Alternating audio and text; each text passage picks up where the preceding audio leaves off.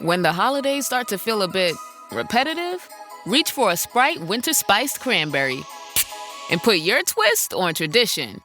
A bold cranberry and winter spice flavor fusion, Sprite Winter Spiced Cranberry is a refreshing way to shake things up this sipping season. And only for a limited time. Sprite. Obey your thirst. This episode is brought to you by Indeed. You're ready to move your business forward, but first, you need to find the right team. Start your search with Indeed Sponsored Jobs. It can help you reach qualified candidates fast, ensuring your listing is the first one they see. According to Indeed data, sponsored jobs are 90% more likely to report a hire than non-sponsored jobs. See the results for yourself. Get a $75 sponsored job credit at Indeed.com/podcast. Terms and conditions apply.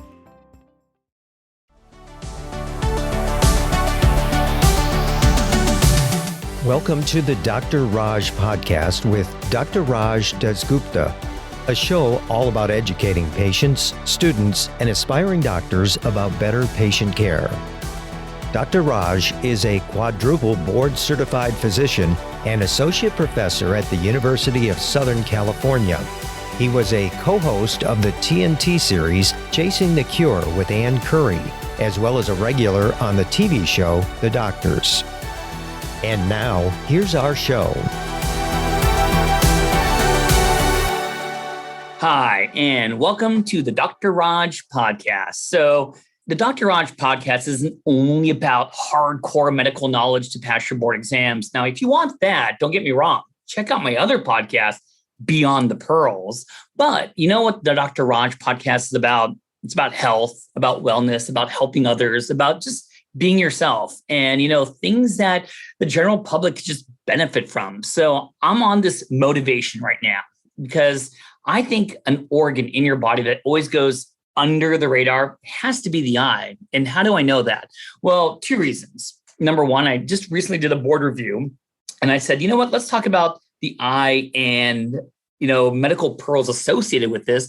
And a lot of my interns, a lot of my residents were like, whoa, I never realized these things because it goes under the radar. But recently, I do wear contacts and telling about myself, and I wanted to get a refill of them. And I went to go see my optometrist and she told me that, wow, I haven't been here in quite a while. So bad Dr. Raj. And she gave me a comprehensive eye exam. And I'm like, what are you making me do? And oh my God, but I'm glad she did it. It was great. And I got my contacts. I could see everyone, but I thought it'd be interesting to do a seg on, what is good eye care and why are they making me stare at flashing lights and why are they making my pupils all dilated and everything? So I actually got an amazing optometrist to come on the show with me today, of course, because it's my show, it's my friends, but this is a very special person, a friend of the family. This is going to be Dr. Brenda Yeh. Yay. And I told her to actually give me a little something about herself. So I'm going to read this off right now. So Dr. Brenda Yeh received both her Bachelor's of Arts in Molecular Cell Biology and her Doctorate of Optometry degrees from the University of California, Berkeley. In 2010, she completed a primary care geriatric optometry residency with the Veterans Health Administration. With an interest in ocular disease, she continued her career at the VA, now as the Assistant Chief of Optometry at the Sepulveda VA Ambulatory Care Center. In 2016, she became an assistant professor of the Southern California College of Optometry and remains active in academic through publications, lectures, and resident training. Dr. Yeh is a fellow of the American Academy of Optometry and an active member of the American Optometric Association. And with that being said, Brenda, how are you? And thank you for being here. I'm good. Thank you, Raj. That was such a good and nice introduction. See, you only know me as cool friend Raj. You didn't know I had the little voice in me for the intro. Yes. I was actually smiling through the whole thing, actually. Well, don't tell anyone this. This is why I close my eyes when I do that, because I'll start laughing if I see you looking. Oh, okay. That's why.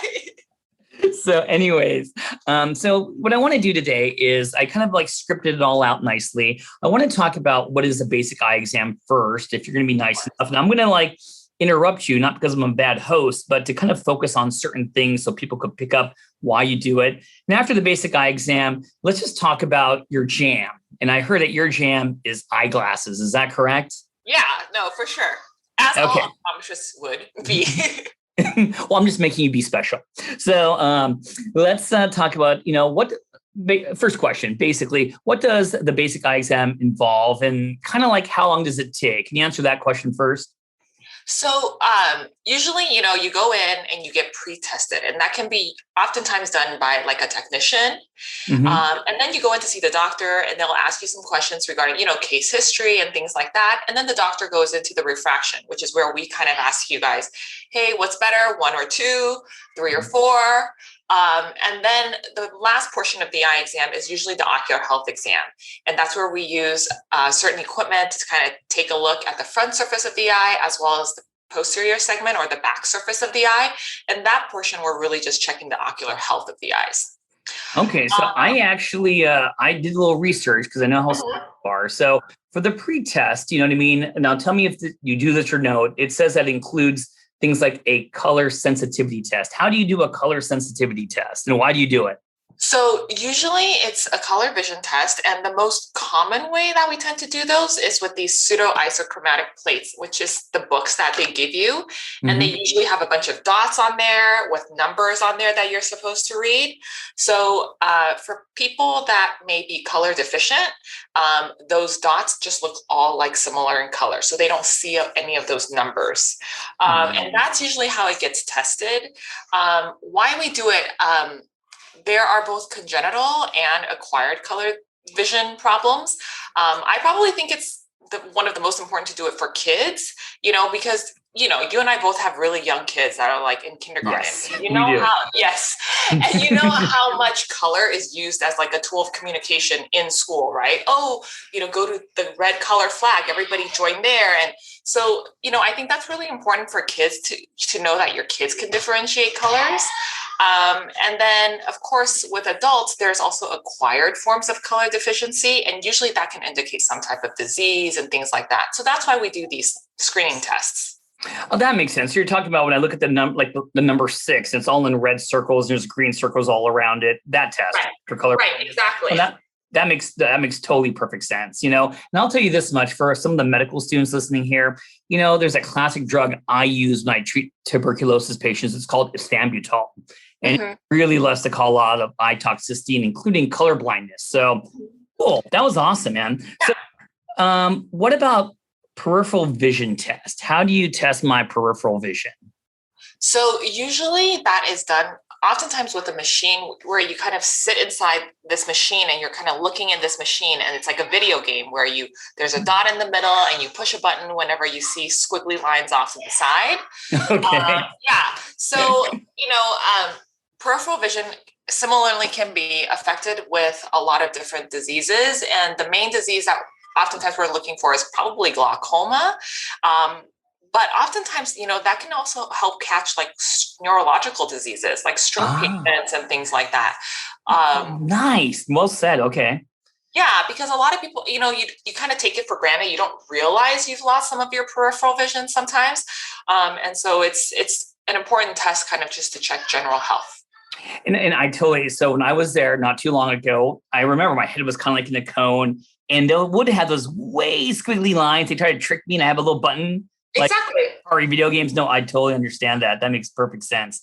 Now, would I say this, that, when we talk about, I'm going super dorky medical, I promise not to. So peripheral vision is using a lot of your rods, those photoreceptor cells, while when you talk about color testing, that's more of your cones, which are color and more central in nature. Is that a correct statement, Brenda? Yeah, I would say generally that would be a correct statement. Yay for me. Hey. All right. So now, can you explain, one of the main things that, a very common cause of blindness, unfortunately, is glaucoma. And I know that many people screen for it. It's part of the pre-test exam.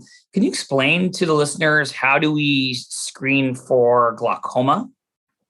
So usually the main screening test for glaucoma is we do a pressure test, the intraocular pressure. So just like there's blood pressure, there's a pressure within your eyes, and we screen for glaucoma using the pressures of your eyes. People with glaucoma, some can have elevated pressures. So that's why we screen the pressure in your eye. The way we usually do it is, and now there's lots of different ways to do it, but the notorious like air puff test that everybody's afraid of, right? Is this going to blow air in my face? Is this going to blow air in my eye? You need to tell me. And so that's one of the tests that we use. And there's a lot of different tests that we use now too. And usually if the pressure is high, the doctors will be a little bit more concerned for glaucoma, and they might do some extra workup for glaucoma. Normal pressures usually run between 8 and 22. Okay. Yes, so normal pressure is usually between 8 and 22, but unfortunately normal doesn't always mean disease-free. So another important part of the exam is just to do, that for the doctor to take a look at the nerve of your eyes, because that's where glaucoma happens. And we just have to kind of look at the nerve itself to decide if it's a healthy looking nerve or not. So let me ask you this. So I'm going to throw some medical pearls in there for my students who are listening here. Now, Brenda, make fun of me if I'm giving wrong info. Glaucoma is, it's all about something called aqueous humor, right? Yes. Aqueous humor is something that's produced, by the ciliary bodies. Yes. You make it, and then you want to reabsorb it. And if you're not reabsorbing it or you're making too much of it, that builds up a lot of the pressure and causes things like glaucoma. Is that kind of right or not? Really? Yes, I would say that is. So when they screened for glaucoma for me, I don't know if because I'm a bad patient or a mean person, they didn't do it like that. They actually put some kind of like lidocaine type thing on my eye. Then they actually made me stare at something. They placed something literally on my cornea to measure the pressures. Now, they didn't like me? Is that why they did that one? Or is that, I don't know. What's the choices? If anything, I think that means they like you more.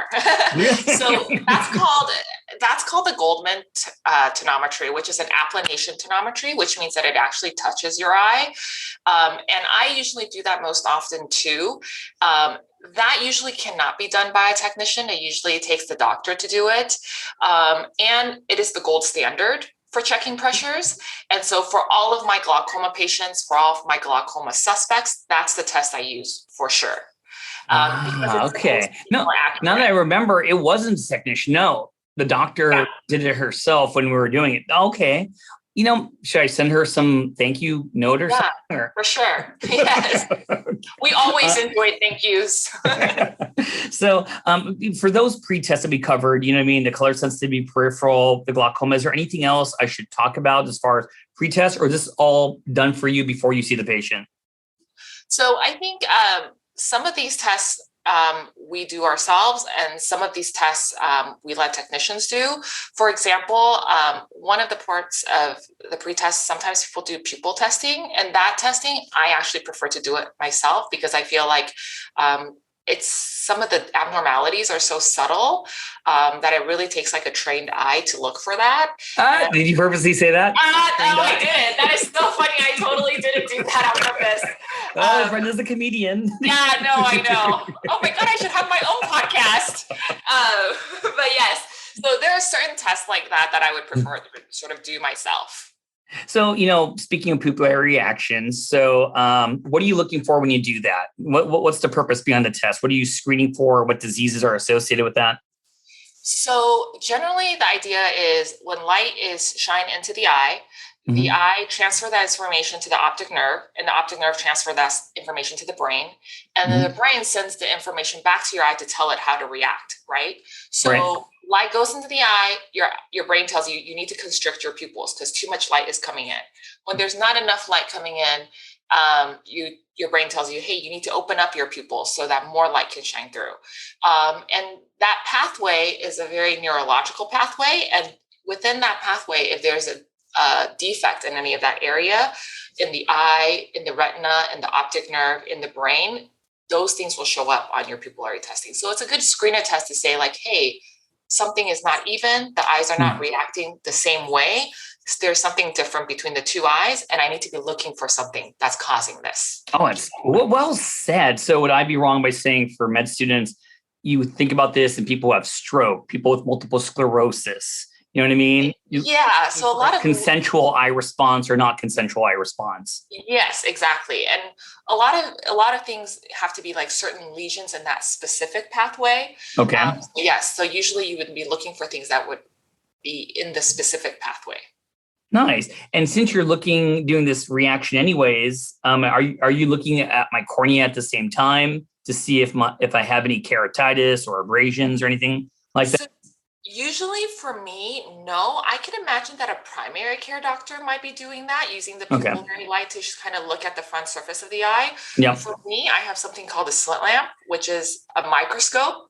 And so it's much easier for me to look under that than just to use like an ancillary light source. So explain to me, what is a slit lamp? Because I do think of a little line of light, and how's that different from just looking at the eye? What do you get with the slit lamp? So the slit lamp has a microscope attached to the light. And usually what we do is this is where they tell it, hey, put your chin in here, forehead to the front. And then we use that microscope of light to kind of take a look at the front surface of your eyes. And then we can actually, using special lenses, we can actually put light through those lenses, then through your pupils, and take a look at the back of your eye as well. So nice.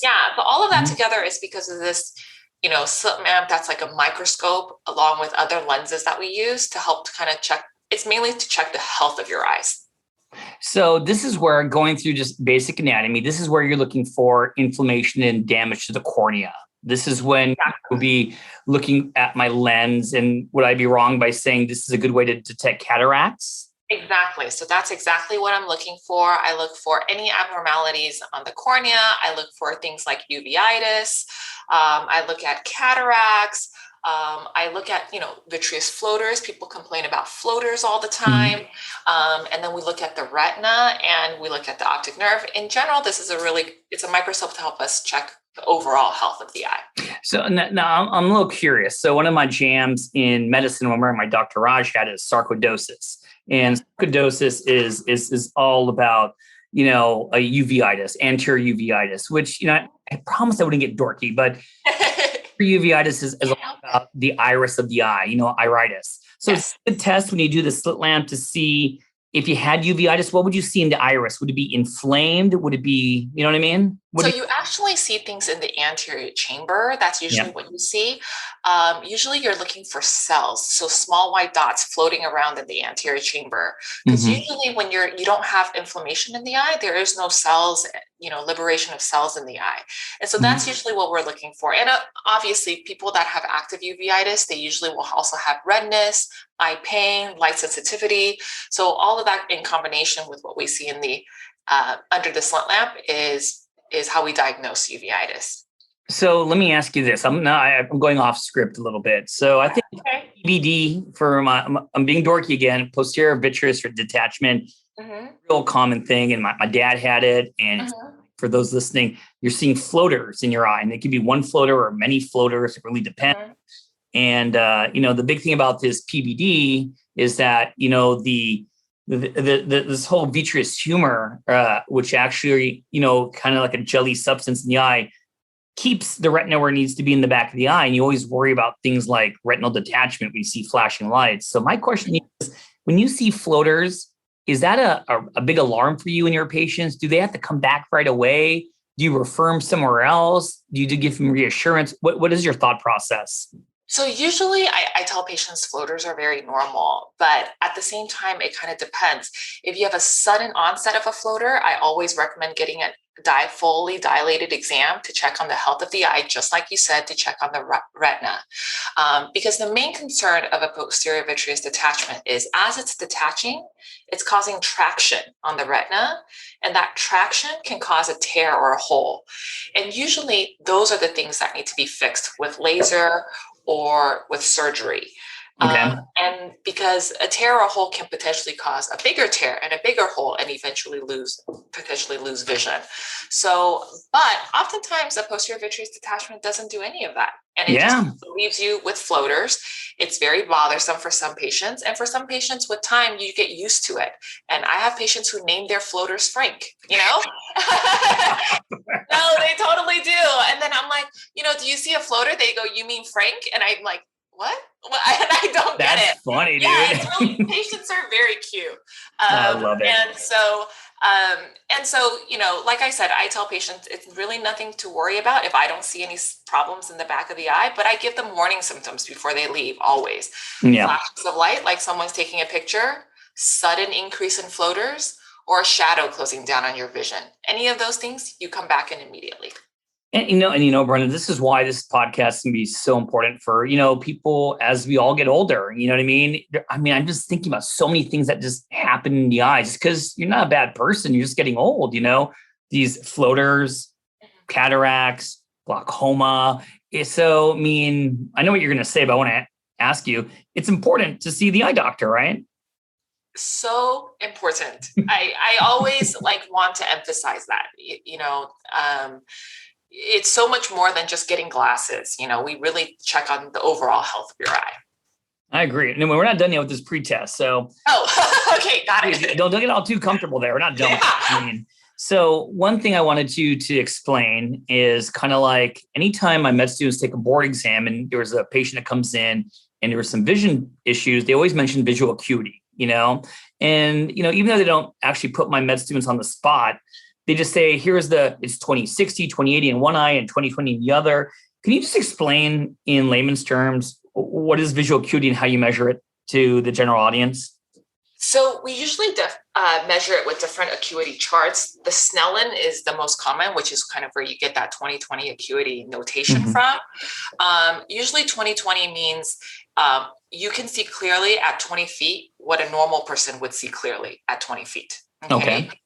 What normal vision would be. But if you were 2100, it means that you would need to be at 20 feet, where a normal vision person could see at 100 feet. But you would need to be standing at 20 feet in order to see that. So usually the bigger the number at the bottom, the worse your vision is.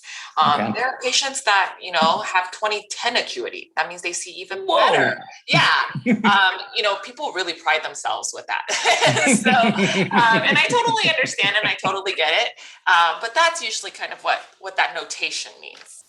No, that was well said. That was very med school-like. I like it, dude. I think I even understand that. Now, at the end of my exam, and I love my optometrist. She's amazing, but they dilated my pupil. So it was kind of hard to drive right afterwards. You know what I mean? This is kind of like I couldn't accommodate as well. So is this a standard move to dilate my pupils at the end? And why do you do it?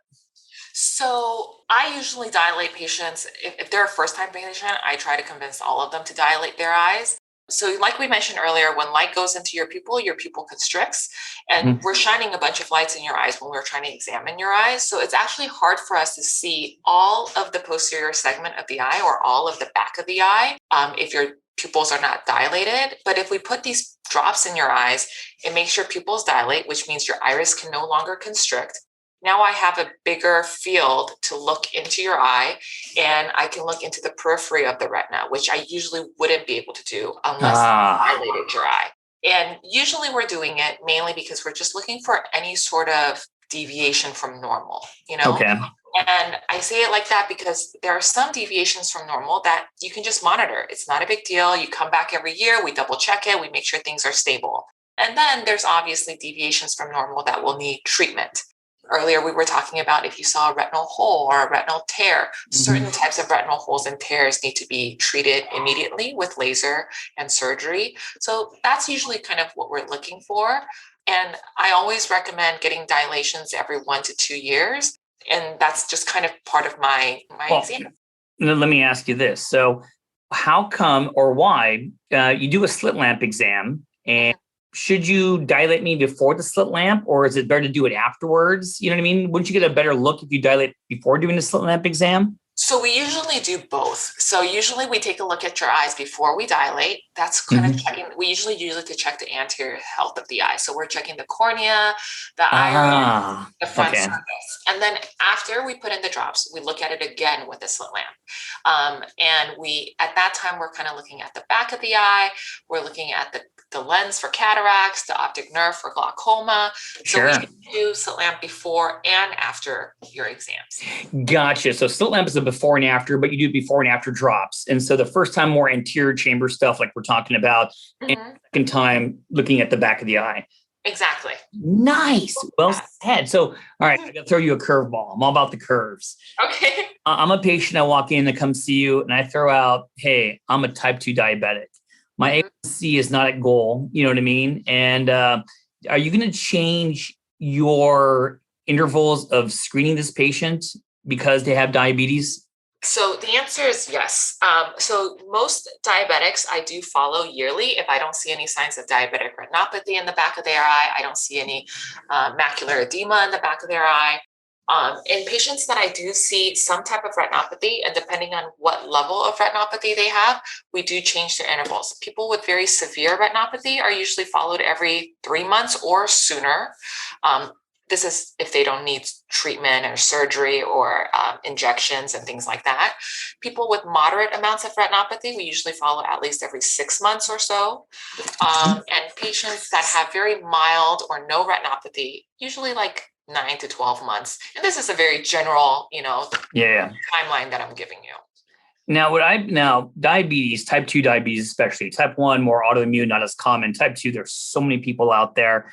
The most common presentation for type 2 diabetes is, they think they have no symptoms at all. That's what's scary about it, Right. And I'm just kind of, giving a public service announcement that one of the most important things to think about when you think about type 2 diabetes is the eye. And that's why we need people like you to look back there. Yeah. Would I be wrong by saying that type 2 diabetes puts someone at risk for cataracts, glaucoma, retinal detachment, those diabetic, what's it called? These retinopathies you're talking about? That would be true, correct? Yes, that would be true. So having diabetes is a risk factor for certain types of, ocular disease, just like you had mentioned. And so, for sure, but in general, a lot of different systemic health factors can be potential risk factors for, macular degeneration, glaucoma, and things like that. So just managing your overall systemic health and seeing a general primary care doctor every year to kind of make sure you're doing your blood work and everything is so important, right? And primary care doctors are usually very good about patients that have diabetes and sending them to the eye provider.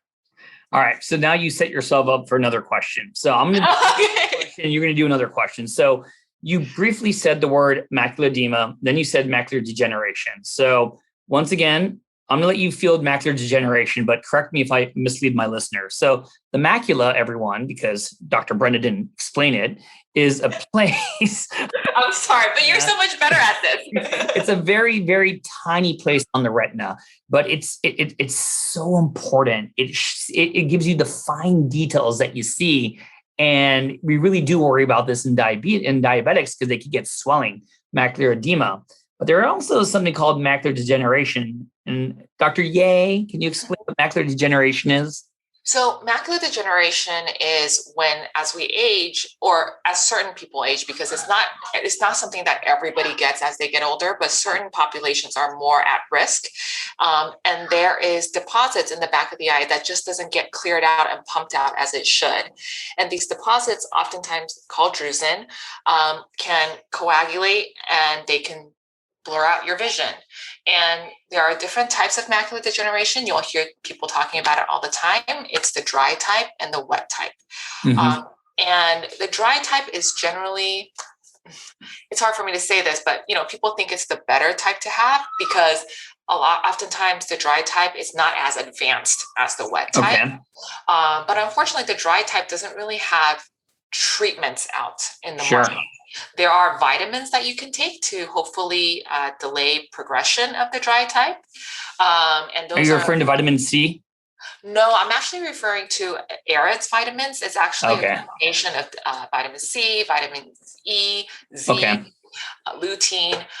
So they did like a lot of tests on, it was actually a really big clinical study where they checked these vitamins to see, if they can delay the progression of macular degeneration. And then there's the wet type of macular degeneration, which is usually new blood vessels growing in the back of the eye. And those blood vessels... Would the medical word be neovascularization? Exactly. Exactly. Sorry. I'm so used to talking to patients that I forget. I'm talking to a medical doctor who knows all these terms. So just trying to show off. No, I'm very layman's term. But yeah, so that's exactly neovascular AMD is new blood vessels growing, and those blood vessels need to be treated because they bleed. And when they bleed, that's when patients lose vision, and they bleed very quickly. So they usually need to be treated very quickly too. Oh, well said. So you've graduated from the pre-test exams. I love that segment. So we're gonna talk about glasses because when we were kind of talking together off stage about what we want to help the general public with, I mean, everyone's got glasses. I got glasses. So what I did was I actually kind of sent out a poll to all my listeners and students and everyone. What questions can we ask about glasses? So I didn't think we'd get this many responses. So here, I'm ready. Bang these out going down. Okay. So the first one is, I guess someone saw that you could go online and get glasses, and they thought that was very convenient instead of seeing an optometrist. Dr. Yeh, can you comment about what they're talking about? Oh, I'm like hissing because that's like my thing. I think they say something like 75% of adult population need to wear some sort of visual correction. And, we're very lucky because that's what brings them to the door, through the doors, right? They come in to see us. But I think the main thing I want to say is, we do so much more than glasses. We check on the health of the eye, just like we were talking about earlier. We dilate the eyes to check and make sure there's no, deviation from normal, things that need to be treated. And so getting an online exam for glasses, number one, they're obviously less accurate. But besides that, that means that you won't be coming through the door to get your eye health checked because you're thinking, I see fine. I don't need to do anything. I already got my glasses. And so that's why I cannot emphasize how much I dislike online eye exams. And it is totally not money oriented or anything like that. I work in a hospital. It's really about caring for the patients. And, I think one of the only, and correct me if I'm wrong, because you'll know this better than I do, but I think the seeing blood vessels in your body, I think the eye is the only place a doctor can see blood vessels in your body without using expensive imaging technique. No, I'm gonna quote my wife, who's your good friend. So yeah. My wife is Dr. Kulai. She's a rheumatologist. So she deals with a disease called scleroderma quite a bit. I'm being dorky, listeners. I apologize. So the other place she looks at blood vessels is in the capillary nail fold bed. So what she does is that she does an oil immersion on the fingers, and she could see the capillaries right here, by the nail fold bed. And that's the only other place besides the eye. And most doctors like me don't got your skill, Dr. Yeh. So we can't look in the eye as well. So that's why many people do that. But there is only two places. So you're right. Just saying that, hey, this is a bonus that if someone like you could see vessels and make diagnosis, you know what I mean? So take advantage of it. Yeah. And I can't tell you how often that, and we definitely don't like to be the first to sort of see changes in the back of the eye, but I can't tell you how often, we'll see retinopathy in the back of the eye or plaques in the arteries of the eye. Yeah. And we're the one that says, you need to go see a primary care doctor and get worked up for high blood pressure, diabetes, and stroke risks. And, they go to their doctor and then they realize, oh, you know what? I did have diabetes. Wow. And partly that's awesome. That is awesome. Yeah. And partly it's just because, people are not always as good about going to their regular health exams every year either.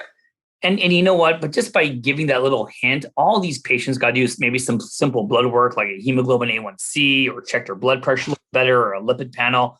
These are great tips. No. I mean, after talking to you in the first segment, that question about doing things online and not seeing you sounds not like the best idea for general health. Exactly. So, hey, here's a good question. So, lenses, you know what I mean? I'm confused. You know what I mean? I just kind of like many patients, just leave it up to you to make my decision. So the question, they did some effort here. They said, can the doctor explain to me the different types of lenses? And she gave 3 examples, single, a bifocal, and something called a progressive. Can you explain the difference of those? Yeah. So a single vision lens is where the entire lens provides vision for one specific distance, usually. Single vision type lenses are most frequently worn by patients usually under the age of 40, because they still have the ability to accommodate and focus for up close things. And so, most of your kids are in single vision lenses. And then a bifocal is where you have that line at the bottom portion of your glasses. Yes. gives your age away a little bit. Oh my God, I feel like I'm getting old. Yeah. But it essentially gives you focusing ability at 2 different places. So it actually has 2 different prescriptions within that lens. And then those generally are worn by patients that are usually over the age of 40 and might need a little bit help with their reading. Okay. Sometimes young kids can even wear those for myopia management. Yeah, that's not my specialty, but a lot of parents are worried about their kids' myopia getting worse. So some doctors might recommend things like bifocals and things like that. And myopia, for you don't like to explain things to the listener. The broader topic of an astigmatism, correct? It's the broader topic of just refractive errors. Refractory errors in the eye. Yeah, myopia is being actually nearsighted. Nearsighted. Well said. Yes. Boom. And then progressive lenses are the no line multifocal. So they actually have multiple prescriptions within them. Yeah. Oh.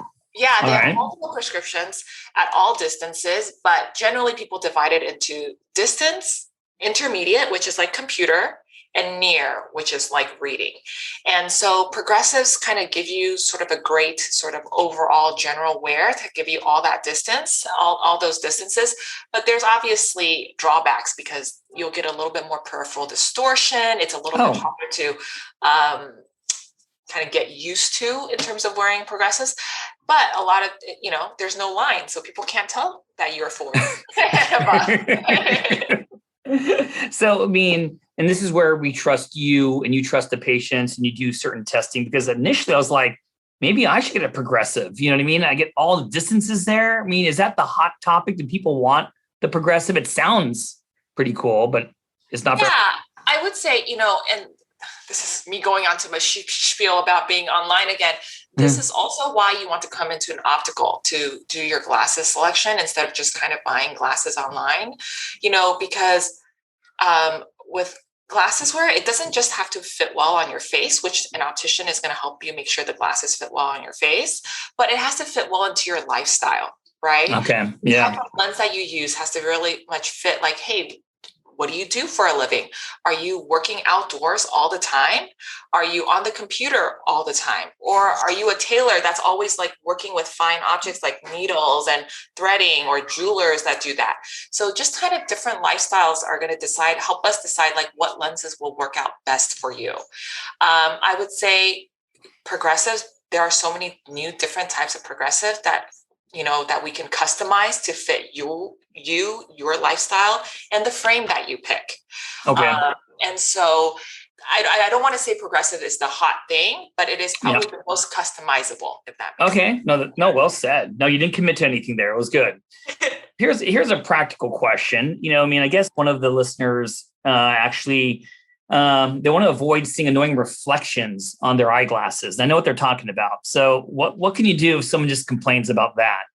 So usually there's something called an anti-reflective coating in glasses, and it essentially is a coating that's applied to the outside of your glasses or the lenses specifically. Okay. Right. The coating on the lenses.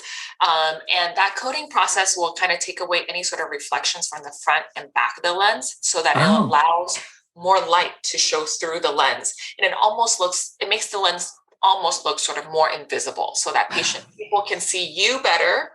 And you kind of get more optical quality, right? Because you're getting rid of all that glare and reflection. And especially for you, Raj, who's on TV all the time, that's like an optometrist's biggest pet peeve is when we see these doctors or these people on TV or actors that are making millions, and then they're like, you can't see their eye because there's so much reflection on their glasses. And so anti-reflective coating is, and also with Zoom nowadays, right? Because everybody's Zooming. So it'll allow other people to see your eyes better as well. So I'll let you know something. So Michelle, my wife, loves me with glasses, but I'm still a little, I don't know if I want to wear glasses on TV and stuff. So I wear my contacts way too much. Okay. I do have glasses and I'm really cheap. I don't know why. It's just my nature. Does it cost extra to get this reflection? Should I ask my optometrist about it? Because I get very narrow-minded, like, no, cheapest amount. What does the insurance cover? You know what I mean? I mean, is it expensive? So anti-reflective coating, typically it is an extra coating that is an extra cost on top of your glasses. I do think there might be certain, and don't quote me on this, there might be certain insurance that do cover certain coatings. Okay. And so I can't tell you for sure if it's always covered. Of course not. Yeah. Yes. But it's not also free though. It's not like a standard thing that comes with my glasses. No, it's not a standard thing that comes with lenses, but it really helps for glare at night when people drive too. No, I definitely want to get it. I'm actually jotting this down next time it actually comes up on me to ask about that. Okay. So here's a cool one. So this goes, I kind of think my mom sent this one in.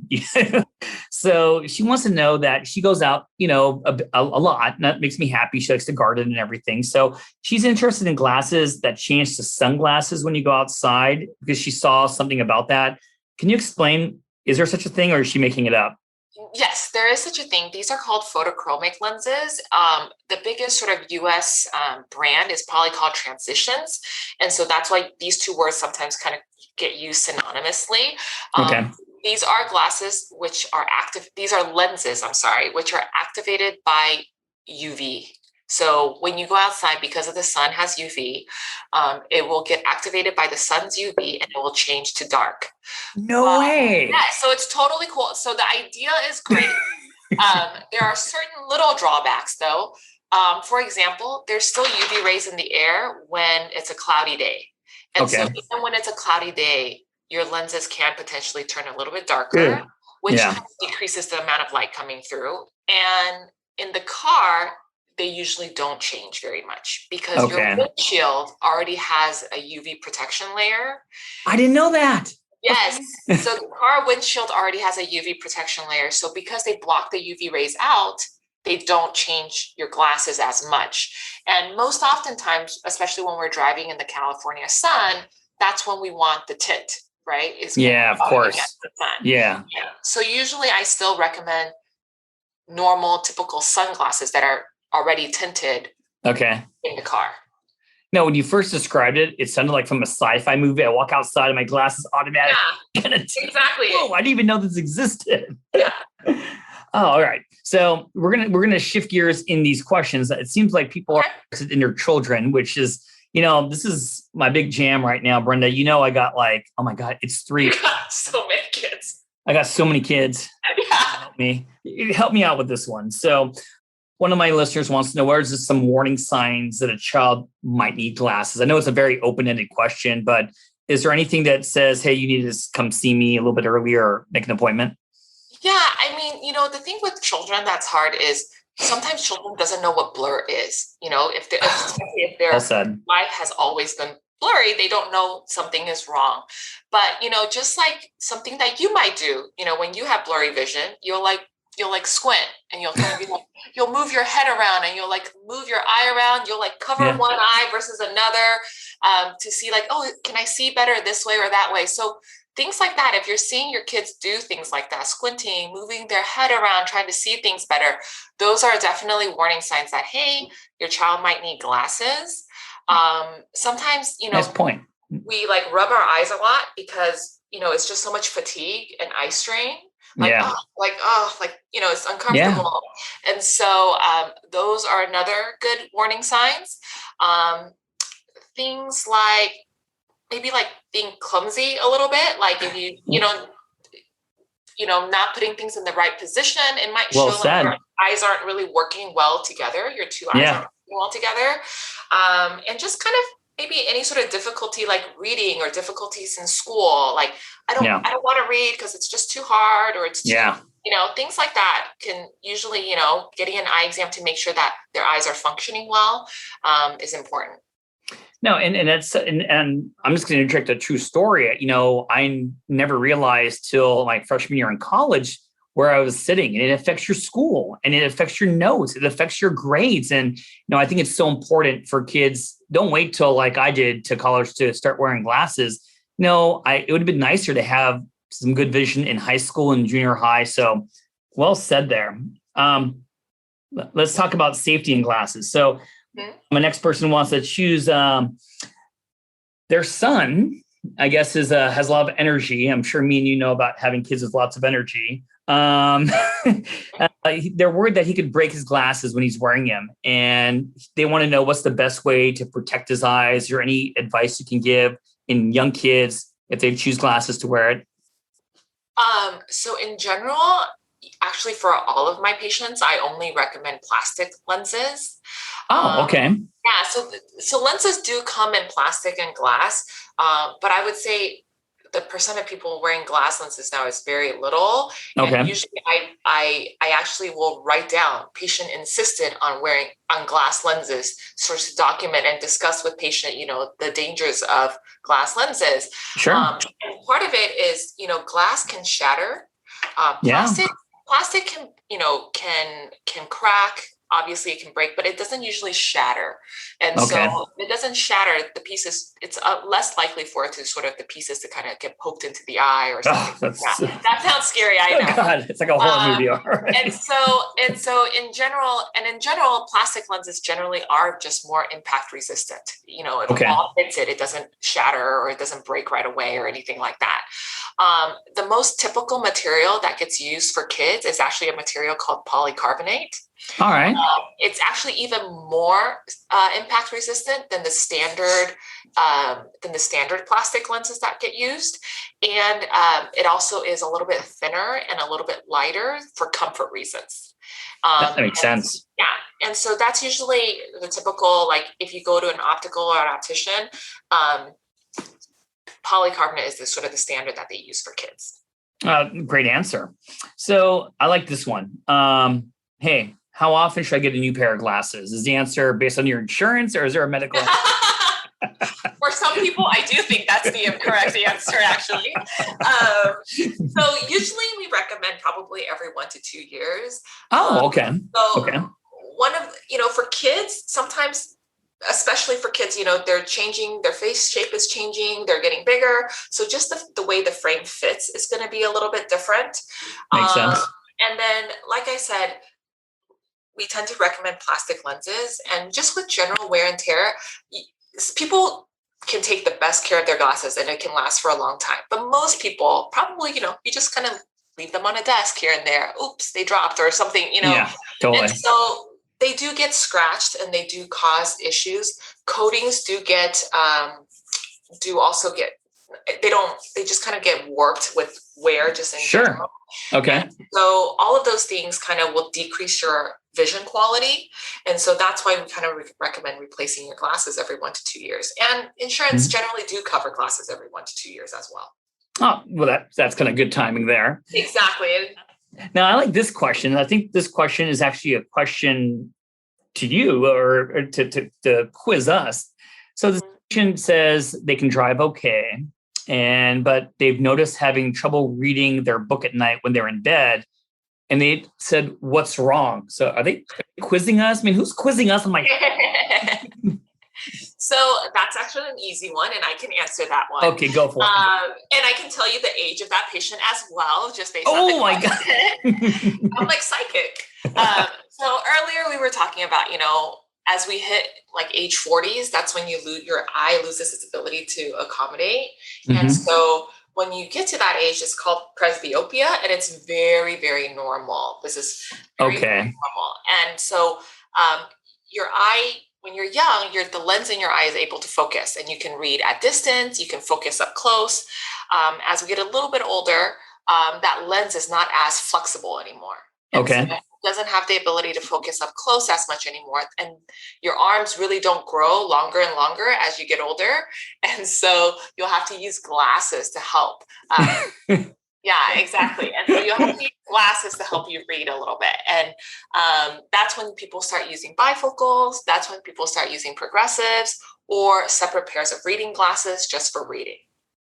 Now, so let me give the medical pearl here, thanks to you. So correct me if I'm wrong, doctor. So this, what we talk, this presbyopia, if I pronounced it wrong, is not a disease. It's not a refractory problem. It's just, I'm old. Is it an aging problem? The answer is it is an aging problem. It is a type of refractive error. I do call it a refractive error, but it is an aging problem. It is. Okay, gotcha. Yeah. So is the cure don't get old? Is that the answer? Yes. If you come up with the serum, let me know. Okay. No, well, so I hope that answers your question. Whoever gave me that one, putting us on the spot. And I like this last one. And, we're closing to the last segment, but this one I do want to know. When you get your eyeglass prescription, I got mine recently. There are all these numbers, and I don't know what. I guess my listener wanted to know what do those numbers mean, Brenda? Why are there all these numbers there? Okay, I'm going to try to explain it as best as I can without like a picture image, but okay. The very first number is usually called sphere. And that number is usually if you're farsighted or if you're nearsighted. Oh. Yeah. The second number is usually called cylinder. Mm-hmm. It's CYL on the thing. And that is usually telling you if you have astigmatism or if you don't have astigmatism and how much you have it. Okay. And astigmatism, we get that from patients all the time because they think it's some sort of eye disease, but it's not. It's really just like a refractive error, just like myopia and hyperopia or nearsighted and farsightedness. It's just the curvature of your eye is a little bit different. So your eye focuses on different planes within the eye. And so you have to use glasses or contacts to correct it, just like you do for farsightedness and nearsightedness. Nice. Yeah. And that last number is axis. And that number is only there if you do have astigmatism. Okay. So astigmatism has to come with a certain meridian or axis, and that's associated with that. And then at the bottom, if you're 40 plus, you'll have an ADD, and that's for the presbyopic patients that you were talking about. So that's the reading prescription that you'll need extra to help you read better. Oh, well, thanks for deciphering the code for us. I still need you. I still was going to remember all this, but I mean, thank God we have people like you. So on our closing questions, you know what I mean? And I got to say, I can't believe, you said 9:00. I'm looking. I got your back. I do this for a living, So quickly answer these 3 questions. Number 1, someone just asked about eyeglasses versus contacts. Do you have any just broad statement? Is it individual choice, or do you have any broad statement about one versus the other? So generally it is individual choice. Sometimes it's cosmesis. Sometimes it's for certain activities. A lot of kids that are in very active sports, like if you're in Taekwondo or something, you probably don't want to be in glasses because, those can get kicked off, fly, and then they can, get broken. And so, in those cases, we recommend contacts. But there are going to be some patients that actually those are called medically indicated contact lens wearers. And what that means is there are patients that actually have certain ocular surface disease, or the front surface of their eye is not as even as it should be. And they have to use a contact lens to smooth out that surface in order to see better. Yeah. And so those patients actually do see better with contacts as opposed to seeing with glasses. So there are, certain types of that. But generally, for the general public, it is a preference thing. Gotcha. And again, I got to know, I'm being a little nosy here. Dr. Yeh, what do you wear? Are you a contacts woman? Are you a glasses person? A little bit of both? What are you? Oh my gosh, I'm like so embarrassed to tell you this. I don't wear anything. You have I know. Vision? Yes. It's so embarrassing because, oh gosh, can't believe I'm sharing this. Are you that young? Are you like in the teen? Yeah, I'm only 21. And so that's why. No. But I don't wear anything because I really don't have very much of a prescription. I didn't get my first eye exam until I was like 13, I think. Okay. And then my next one was when I was in optometry school. Or when I was shadowing an optometrist school, right before going to optometry school, actually. So yeah, I don't have like a preference, like which one I prefer myself, because I don't tend to wear it. Okay. But I am hitting 40 soon, so I will be wearing glasses soon. Well, I promised you we're not doing the video here, but if you ever could see her, you don't look 40. Huh? Thank you. All right. But hey, 2 more questions. I like this one. In talking about just eye disease in general, we went over so many different eye diseases. So let's call it eye health. Is there any lifestyle changes or lifestyle things people who are listening could do to just reduce their risk for eye problems and stuff? Is there any general things you want to mention? Yeah. So in general, obviously, as we age, there are going to be certain diseases. One of the risk factors for those certain diseases, like macular degeneration and glaucoma, is just age itself. So those things you can't help, right? But for example, just for macular degeneration, smoking is a huge risk factor that you can't help. Yes. And similarly, cardiovascular disease is a risk factor. So those are things that if you had well managed your systemic health the whole time, that puts you at a lower risk. For things, like glaucoma, there are things like, and all diseases like race, you can't help, genetics, you can't really help. No. Yeah, but there are certain things that you can. Some people think that sleep apnea, actually, that's right up your alley. Yeah. Thank you for throwing me a bone. Yeah. Some people feel like sleep apnea can actually be a big risk factor in glaucoma. That's kind of a debate that's been ongoing for years, whether it is or it is not. Mm-hmm. And obviously, for diabetic changes, how long you've had diabetes for, how well your diabetes is controlled, how well your blood pressure, cholesterol, those things are controlled, and smoking. So obviously for certain diseases, genetics, race, those things we can't help, but just managing your overall systemic health is going to be helpful to decrease your risk factors for some of these potentially blinding diseases. And I'm so happy you mentioned smoking, because I think many people just think smoking lungs, which you should, but smoking affects every single organ in the body. And, exactly. and I got to tell you, it sucks not to breathe, but not being able to see, that's horrible, and I think I'm so glad you said that for more motivation for my people who do smoke, because I'm a lung doctor, to stop. That's great. And I'm going to give you the easiest question for last, because people are asking is that, hey, people want to have good eye health, and I think they're going to, listen to the good, lifestyle modifications and exercise, stop smoking. But what do you recommend in broad strokes? How often should someone see you, Dr. Yeh? How long? How often? So usually every year. So usually I always recommend eye exams every year. You don't always necessarily get new glasses every year, just like we said. And I usually dilate patients the first time I see them. Okay. And I don't always dilate necessarily every single year, but I usually dilate at least every 1 to 2 years. That's my own preference. just to patients can deal with that. They can deal with the torture for just once a year or so. So yeah, I do recommend yearly eye exams, and there are going to be patients that need more frequent eye exams, patients that are being followed for glaucoma, patients that are being followed for wet AMD. Those patients can be going in every month, every 2 to 3 months. So it just kind of depends. But for the routine exams, every year. Dude, you did it. Dr. Yeh. I gotta say, proud of myself. You are so awesome. You went on time. And let me say my closing right here is that, I really hope everyone enjoyed this podcast. I mean, this was kind of like the most fun I had in a while. And, Dr. Yeh was just so awesome. And do you want to, if someone wants to actually have you as a doctor or see you, is there a way they could find you? Do you have where do you work and all that?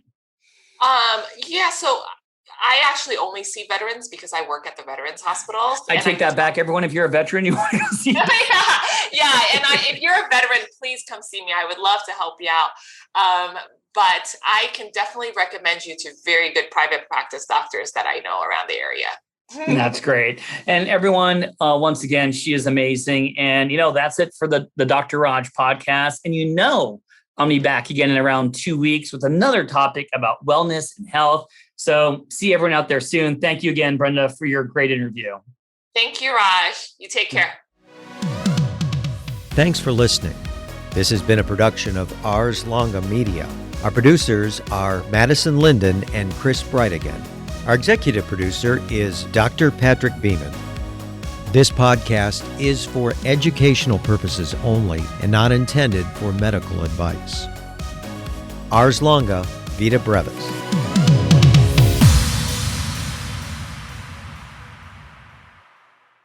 Hey, Ryan Reynolds here, wishing you a very happy half-off holiday, because right now Mint Mobile is offering you the gift of 50% off unlimited. To be clear, that's half price, not half the service. And Mint is still premium unlimited wireless for a great price. So that means a half day, yeah? Give it a try at mintmobile.com/switch. Upfront payment of $45 for 3-month plan, equivalent to $15 per month required. New customer offer for first 3 months only. Speed slow after 35 gigabytes if network's busy. Taxes and fees extra. See mintmobile.com.